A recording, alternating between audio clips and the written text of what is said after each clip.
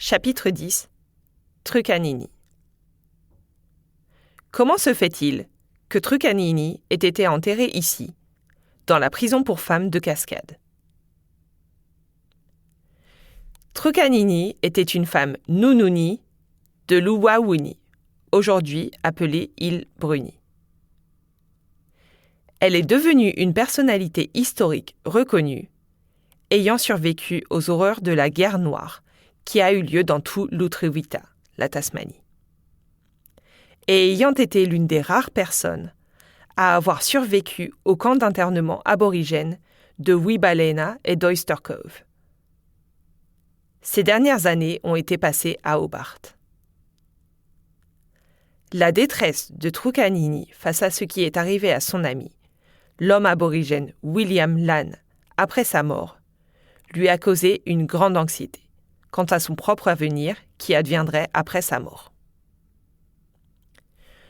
Le corps de William Lann a été mutilé par des membres de la Société royale de Tasmanie, l'organisme scientifique du gouvernement, et par l'éminent médecin William Crowther, qui devint plus tard Premier ministre de la Tasmanie. À la mort de Trucanini en mai 1876, la Société royale de Tasmanie a immédiatement fait pression sur le gouvernement pour obtenir la possession de son corps. Trucanini avait exprimé une vive opposition à toute interférence concernant son corps, et elle avait été très claire au sujet de la manière et de l'endroit où elle voulait être enterrée. Contre les souhaits exprimés par Trucanini, le Conseil exécutif de Tasmanie a ordonné qu'elle soit inhumée dans le cimetière du gouvernement à Cascade. Ici, entre les hauts murs de grès de la prison, elle était protégée des pilleurs de tombes, mais pas de la science.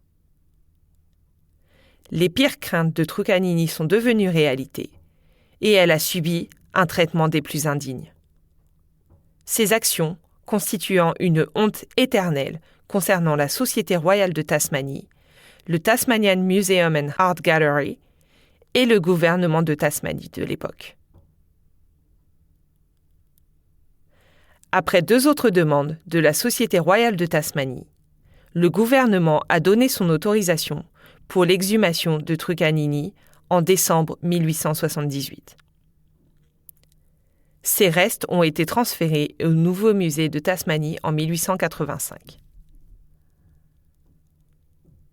En violation des conditions imposées à la Société royale de Tasmanie et au musée, selon lesquelles Trucanini ne devait pas être accessible au public, en violation des conditions imposées à la Société royale de Tasmanie et au musée, selon lesquelles Trucanini ne devait pas être accessible au public, son squelette fut dès 1888 prêté pour une exposition temporaire au Melbourne Exhibition Building.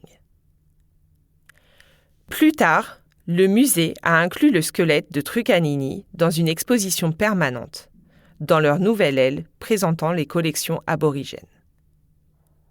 Trucanini devint une pièce maîtresse prisée du musée, étant exposée parmi des artefacts culturels tels que des colliers de coquillages, des paniers, des outils en pierre et des portraits de son peuple. Exposée ainsi derrière cette vitrine de curiosité, elle fut piégée et étiquetée à tort comme la dernière d'une race éteinte, entre les années 1904 et 1947. Il fallut attendre 1976 pour que la communauté aborigène Pakana tasmanienne libère Trucanini des vitrines du Tasmanian Museum and Art Gallery. 100 ans après sa mort, la communauté aborigène tasmanienne a finalement pu réaliser ses souhaits et ses restes ont été incinérés et dispersés dans les eaux autour de l'île Bruni. Nous avons indiqué l'endroit où Trucanini fut initialement inhumé ici dans la cour 1, avec Tuilini, l'eucalyptus à écorce filandreuse, l'un de ses compatriotes.